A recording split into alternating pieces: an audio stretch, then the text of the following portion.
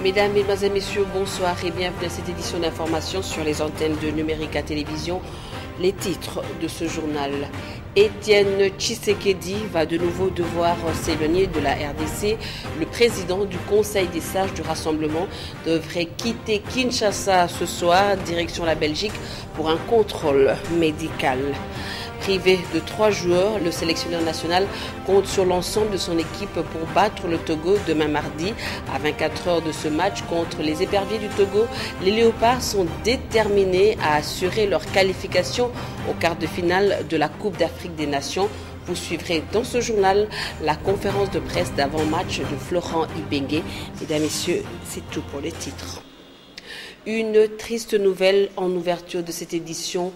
2 morts, c'est le bilan d'un accident de circulation survenu ce matin vers 5 heures du matin sur l'avenue Kasavubu dans la commune de Bandalungwa. L'excès de vitesse serait à la base de la tragédie. Témoins de l'événement amènent témoigner Jean-Yves Kamalé et Rachel Kitsita. 2 corps non identifiés gisent au sol. À 2 mètres de là, une voiture de marque Toyota IST est à moitié détruite. Selon les témoins, il s'agit des criminels qui venaient d'opérer dans la commune de Ngiringiri. Après leur forfait en bande organisée, ils étaient sur le point de retour. Voulant passer inaperçu, le conducteur du véhicule roulait à vive allure. L'excès de vitesse a déséquilibré le véhicule. Nous habitons juste à côté. Ces gens venaient d'opérer. Ils ont fait un tonneau. Une voiture les suivait. Parmi les victimes, une autre était en tenue militaire. Et ses amis l'ont pris.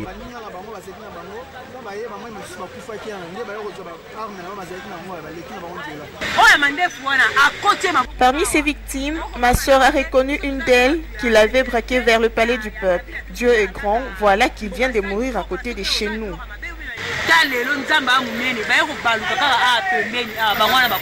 Les témoins ajoutent qu'une 3e victime a été récupérée par ses pairs avec le butin et les armes qui s'y trouvaient. Et une adresse a été retrouvée dans les véhicules. Les agents de l'ordre sont arrivés sur le lieu pour faire le constat en attendant la police criminelle.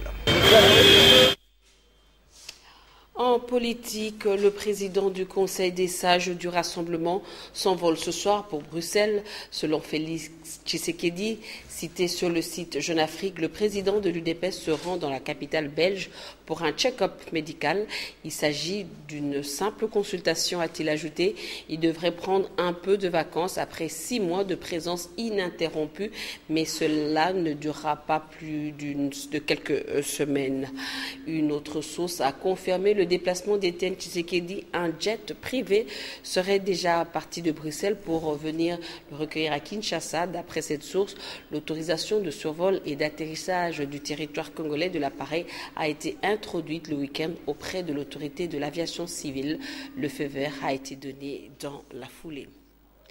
Et dans une déclaration faite ce lundi, le président de UNANA, vice-ministre de l'énergie, lance une pétition pour réclamer l'organisation d'un référendum. Willy Michiki s'insurge contre ce qu'il considère comme une violation de la Constitution par l'accord de la Saint-Sylvestre. La campagne a pour thème « Touche pas à mes articles 5 et 518 ». Élisée Manfou pour les détails. L'Union nationale des nationalistes, UNANA en sigle, vient d'initier une pétition contre les accords du 31 décembre. La démarche vise à obtenir 100 000 signatures afin de barrer la route à ce que le parti considère comme une violation de la Constitution. Pour l'UNANA, les accords de la Saint-Sylvestre ne répondent pas à la volonté du souverain primaire, mais plutôt à la course à la recherche des postes ministériels. Nous nous retrouvons avec des accords. Le premier accord, c'est nous donner un chronogramme réel des élections. Le deuxième accord de la CENCO, jusqu'à ce jour, on ne sait pas quand est-ce que nous aurons élection. Nous sommes en train de voir comme s'il y a quelque chose où le peuple sera un jour pris en otage, où c'est un piège qu'on tend au peuple congolais pour qu'il n'y ait pas élection. Puisque jusqu'à ce jour, il n'y a pas un chronogramme. Alors, nous demandons à la population, pas seulement de Kinshasa, UNANA est dans presque toutes les 26 provinces, nous allons soumettre cette pétition à la signature, mettre cette pétition à la signature du souverain primaire. Touche pas à mes articles 5 et 218 de la Constitution, thème de la pétition. L'UNANA s'est dit capable d'atteindre les 100 000 signatures dans un bref délai. Sur place, plusieurs signatures ont été récoltées. Vous l'avez corrigé avec moi, la campagne a pour thème « Touche pas à mes articles 5 et 218 ». Plénière ce lundi au centre interdiocésain, les délégués aux discussions directes se retrouvent pour essayer de se mettre d'accord sur l'arrangement particulier afin de mettre en application l'accord de la Saint-Sylvestre. Malgré des avancées notables, les évêques notent quelques divergences. Ils demandent aux délégués de faire des concessions majeures qui conduiront à l'organisation des élections avant la fin de l'année 2017. Yannick Mbouyamba, Tapi Lutunou et Doudou Kassouba pour le reportage. Malgré les avancées significatives enregistrées, la SENCO note quelques points de divergence. Selon les princes de l'Église, les délégués aux discussions directes se sont convenus sur le profil devant constituer le bureau du Conseil national de suivi de l'accord.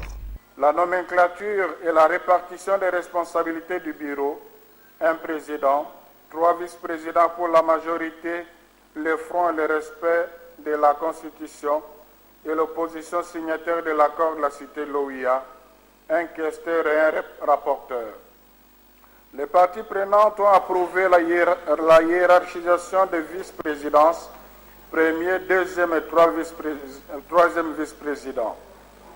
Ils se sont également mis d'accord sur le principe auquel devra obéir la désignation du Premier ministre. Les parties prenantes se sont convenues sur les principes à prendre en compte pour fixer la taille du gouvernement et sont parvenus à en fixer le nombre et les ministères. La nomenclature des ministères, 4 vice-premiers ministres titulaires chacun d'un portefeuille et chargés d'une commission gouvernementale. Mais l'abbé Donatien Chollet indique qu'il y a encore des divergences sur le mode de désignation du chef du gouvernement. Le rassemblement exige de présenter un seul nom. La majorité présidentielle exige au moins 5 noms. Il en est de même sur la répartition des postes ministériels du gouvernement pour laquelle les parties prenantes ne trouvent pas encore de compromis. La SENCO se réjouit par ailleurs de quelques avancées sur la décrispation du climat politique. L'honorable Roger Lumbala est déjà de retour au pays. Quelques prisonniers sont déjà libérés. D'autres cas sont en cours de procédures administratives. C'est les médias. La radio, qui était la première à entamer la procédure administrative de demande de réouverture, est déjà opérationnelle. La télévision CCTV a été ouverte hier. La Conférence épiscopale nationale du Congo demande aux parties prenantes de faire des concessions majeures afin de mettre en place le gouvernement et les conseils nationaux de suivi de l'accord. Ces institutions vont conduire à l'organisation des élections avant fin 2017. Vous venez d'entendre, une semaine après son retour, facilité par la signature de l'accord de la Saint-Sylvestre, Roger Lumbala est allé présenter ses civilités aux évêques et aux délégués. Le président du RCDN croit que les parties prenantes trouveront un compromis qui va permettre la mise en application effective de l'accord du centre interdiocésain. Roger Lumbala est au micro de Tapi Lutunou et Doudou Kassouba. Où se trouvent les Congolais, il y a toujours des solutions. Même s'il y a des tergiversations, c'est ça même le dialogue. Quand on dit qu'il y a du dialogue, c'est parce qu'il y a 2 parties qui s'entredéchirent, qu'il faut mettre ensemble. Donc cela ne se passe pas légèrement. Il faut que les hommes et les femmes soient là pour discuter et je pense que nous allons trouver des solutions. Moi je pense qu'ils ne sont pas encore arrivés au niveau du partage des responsabilités comme tel.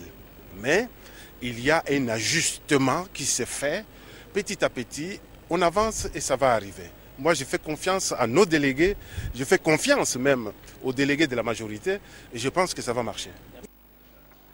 L'accord politique de la Saint-Sylvestre ainsi que les tractations en cours sur les arrangements particuliers suscitent déjà, on le croit, diverses réactions, comme celle du député national Henri Thomas Lokondo, que je vous propose de suivre dans un extrait sélectionné par Tapi Lutunou. C'est l'extrait de l'émission Noticias présentée par Rachel Kitsita.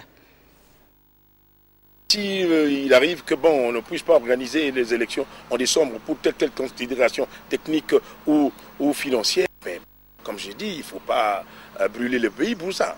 En tout cas pas moi, sincèrement. L'essentiel est qu'on organise les élections convenablement, de façon apaisée, dans la transparence, et que les meilleurs gagnent à tous les niveaux. Vous savez, pour des raisons pédagogiques, il faudrait qu'on puisse, même pour cette situation, il ne faut pas qu'on puisse considérer que le Premier ministre est le collaborateur du président de la République. Pas ici, même partout au monde, non. Le Premier ministre est un chef d'une institution. La collaboration est fonctionnelle entre les institutions, entre le président de la République, qui est la première institution, le Parlement, le gouvernement, les cours et tribunaux. Si vous ramenez le Premier ministre au niveau du collaborateur, alors là, vous dénaturez les choses. Dans la vie d'un État, quand vous êtes un homme d'État, vous êtes devant une situation, vous êtes dans des négociations qui sont peut-être très difficiles. Il ne faut jamais compliquer les choses simples. Il faut plutôt simplifier les choses compliquées. Mais les choses sont simples, comme vous avez dit vous-même là. On a signé l'accord. L'accord dit que le Premier ministre doit être présenté par le Rassemblement et nommé par le Président de la République. L'accord ne dit pas que le Premier ministre, que le Rassemblement doit présenter plusieurs candidats au chef de l'État. C'est clair. Vous aviez négocié. Si mes amis de la majorité avaient mal négocié, il ne faut pas, comme on dit, nul n'est entendu alléguer ses propres turpitudes. Ils auraient dû peut-être consigner ça dans l'accord. Entretien à suivre dans son intégralité tout à l'heure à 21h sur les antennes de Numérica Télévision. Dans le reste de l'actualité, audience ce lundi au cabinet du ministre d'État en charge de la fonction publique, le professeur Michel Bongo a échangé avec une délégation de la Banque mondiale. Au menu de l'entretien, les relations entre le gouvernement congolais et cette institution de Bretton Woods. La suite en images. Le professeur Michel Bongo, ensemble avec les secrétaires généraux, ont réfléchi sur la mise en œuvre des structures standards de l'administration publique. Le ministre d'État, ministre de la fonction publique, a appelé ses interlocuteurs à traiter les problèmes de structures standards avec beaucoup de responsabilité et d'humanité. Mais dans cette transformation, c'est-à-dire que dans cette mise en œuvre de processus de la réforme, surtout en ce qui concerne les structures standards, il se pose quelques problèmes. Et ainsi, à l'issue de cette réunion, leurs excellences membres du gouvernement à la tête de ces 12 ministères ont décidé que son excellence monsieur le ministre d'État reçoive les secrétaires généraux pour recadrer à leur intention donc le processus de la réforme, pour que en fait les secrétaires généraux présente chacun l'état des lieux de l'avancement de la mise en œuvre des structures, de la réforme des structures standards. Et son excellence monsieur le ministre d'État a insisté que le travail qui doit se faire sectoriellement se fasse d'une manière inclusive, dans ce sens que les syndicats soient intégrés, les agents concernés soient également consultés, et aussi, bien sûr, les délégués syndicaux au sein de chaque ministère qui soient partie prenante pour qu'on cherche une solution d'ensemble, une solution donc d'apaisement. Notons que le gouvernement de la République démocratique du Congo tient beaucoup à cette réforme de l'administration publique qui rentre dans le cadre du programme d'action du gouvernement et revêt un caractère irréversible.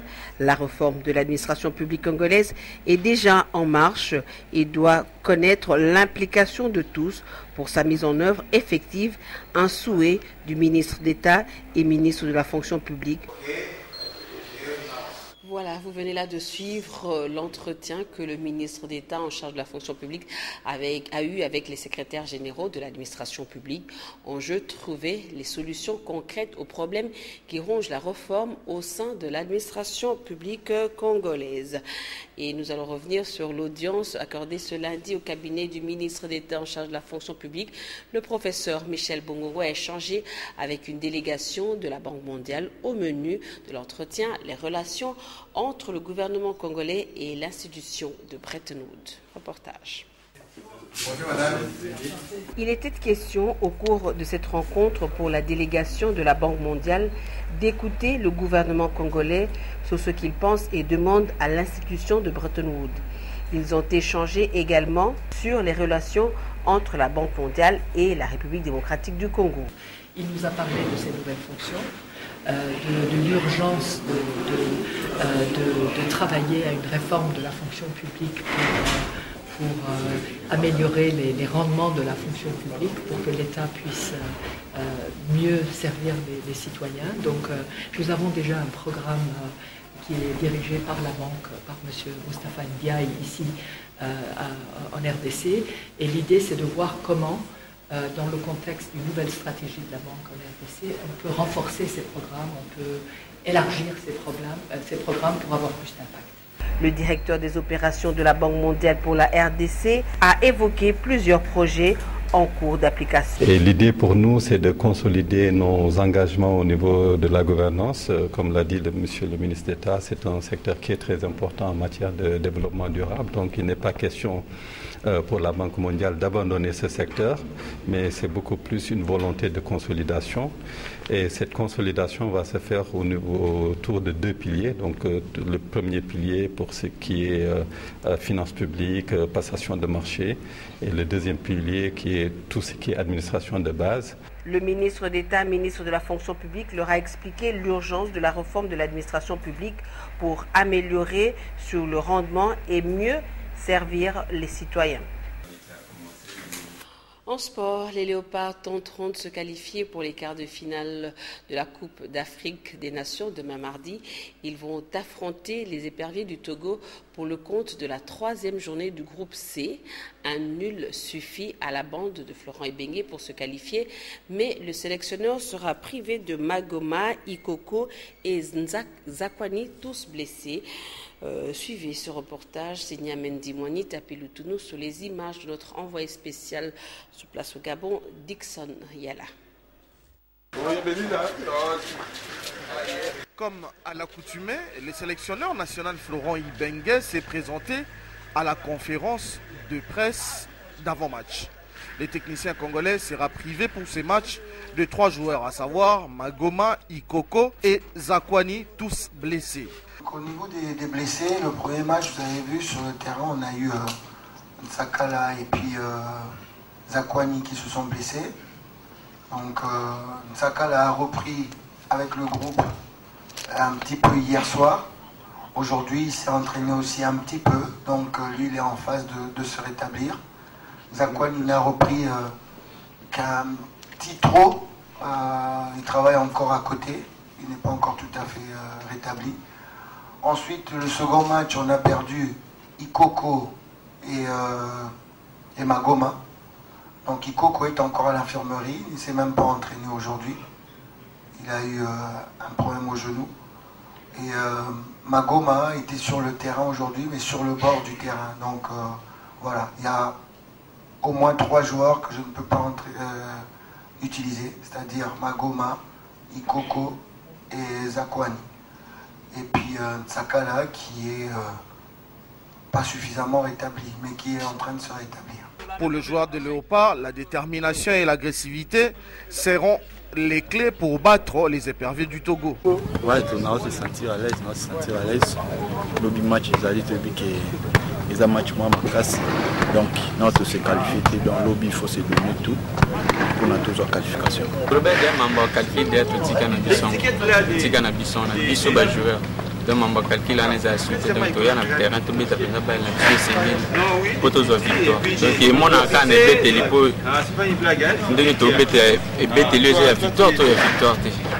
La Côte d'Ivoire est un pays membre qui je crois que je crois que n'a pas mis temps tout bête bien bon on a descendu le temps par rapport à fatigue je crois que vraiment toi que ça qui bien là je crois que tout le travail en entraînement derrière tout ça qu'il faut que la prochaine match tout va. Pour se qualifier, la République démocratique du Congo n'aura besoin qu'un match nul. Et au cours de sa conférence de presse d'avant-match, le sélectionneur du Togo, Claude Leroy, relève beaucoup de paramètres pour le match contre la République démocratique du Congo. Le sélectionneur de la RDC reconnaît la puissance, le sélectionneur du Togo reconnaît la puissance athlétique des fauves congolais.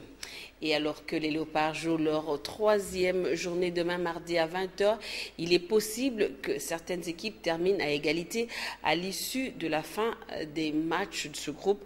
Que dit le règlement dans ce cas? Voici ce que dit l'article 74 du règlement de la compétition. Amen Dimouani Tapiloutono. Contrairement à ce que les autres pensent, les Léopards de la RDC n'ont pas droit à l'erreur pour se qualifier. Ils n'auront besoin que d'un match nul. En cas de défaite devant les éperviers du Togo, ils seront simplement éliminés car les règlements de la Confédération africaine de football est clair. En cas d'égalité de points entre deux équipes, au terme du match du groupe, les équipes seront départagées selon l'article 74 de la Confédération africaine de football. Il y a d'abord le plus grand nombre de points obtenus lors de la rencontre entre les deux équipes concernées, la différence de buts sur l'ensemble des parties disputées dans le groupe, le plus grand nombre de buts marqués sur l'ensemble des matchs du groupe et un tirage au sort effectué par la commission d'organisation. Dans l'article 74 alinéa 2, en cas d'égalité de points entre plus de deux équipes à l'issue du match du groupe, les équipes seront départagées sur le plus grand nombre de points obtenus dans les rencontres entre les équipes concernées. La meilleure différence de buts dans les rencontres entre les équipes concernées et le plus grand nombre de buts marqués dans la rencontre entre les équipes concernées. Si ces procédures ne permettent pas de départager, un tirage au sort est effectué par la commission d'organisation. Donc, en cas de défaite des Léopards devant le Togo, la RDC sera carrément éliminée. Et c'est que nous ne souhaitons pas du tout.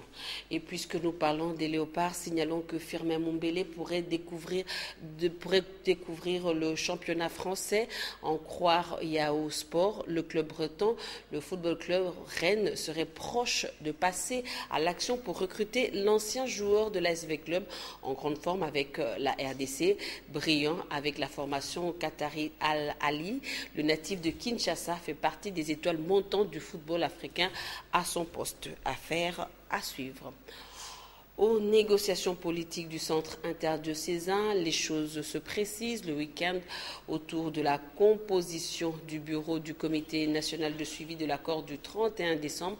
En revanche, les partis sont encore loin de s'accorder sur le partage des postes ministériels ou au gouvernement de transition. Revue de presse signée Mouine Mouroubfel.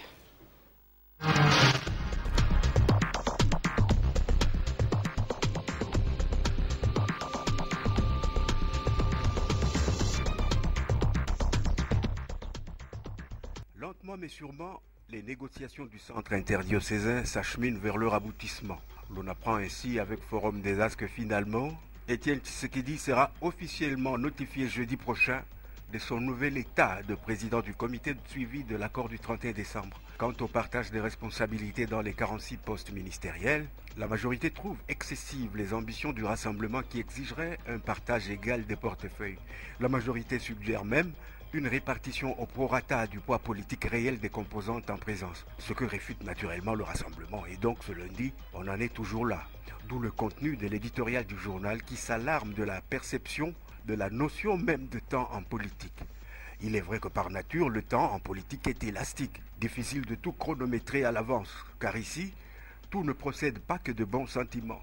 Les enjeux du pouvoir politique charrient des surenchères, des calculs, des postures, des concessions tactiques, bref, des quantités de paramètres qui allongent le timing des négociations. Vivant sur terre et parmi les hommes, les évêques catholiques ne l'ignorent pas. Il est vrai que sous les tropiques, où le vaudeville se mêle au sérieux, les choses prennent un relief particulier. C'est dans la même trame qu'il faut situer l'appel du CALCC qui invite les négociateurs à ne pas abuser de la patience et de la bonne foi de l'Église. On sait néanmoins que Tshisekedi sera secondé au comité de suivi de 3 adjoints provenant du MLC, de la majorité présidentielle et de l'opposition signataire de l'accord du 18 octobre. Le phare indique par ailleurs que le gouvernement de transition pourrait être constitué durant la première semaine de février, en attendant son investiture par l'Assemblée nationale. Mais l'optimisme ambiant est battu en brèche par le profond malaise qui agite la dynamique de l'opposition, où Gilbert Kiakwama et Freddy Matungulu viennent d'être suspendus en raison de leur obstruction à céder la fonction de modérateur à Claudel Lubaya. La tempête des tropiques se refuse à voir d'avancée aux négociations du centre interdiocésain et agite le spectre du fameux plan B énoncé naguère par les évêques sans qu'on en connaisse les contours. Et bien entendu, le journal incrimine la mauvaise foi du pouvoir qui multiplierait des manœuvres en vue de retarder l'application de l'accord du 31 décembre. Géopolis Hebdo y va aussi de son analyse autour de la désignation du futur Premier ministre. Pour des raisons que le journal énonce longuement, c'est Félix Tshisekedi qui détiendrait la solution entre ses mains. Évidemment, le fait d'être le fils de son père ne devrait pas se constituer un obstacle majeur à sa nomination comme Premier ministre, se défend le tri hebdomadaire. Un grain de sable tout de même dans l'engrenage. Le président de l'UNANA Mai Mai, Willy Michiki, annonce le lancement ce lundi d'une pétition afin de réclamer la tenue d'un référendum contre ce qu'il considère comme une violation de la Constitution qui stipule que le Premier ministre est issu de la majorité parlementaire. Il a donc saisi la Cour constitutionnelle pour qu'elle interprète la constitutionnalité de l'accord de la Saint-Sylvestre. Merci Wilmo Fel pour cette revue de presse. Mesdames, Messieurs, c'est la fin de cette édition du journal. Il ne reste plus qu'à vous souhaiter bonne suite de programme sur Numérica Télévision. Au revoir et à demain, 19h.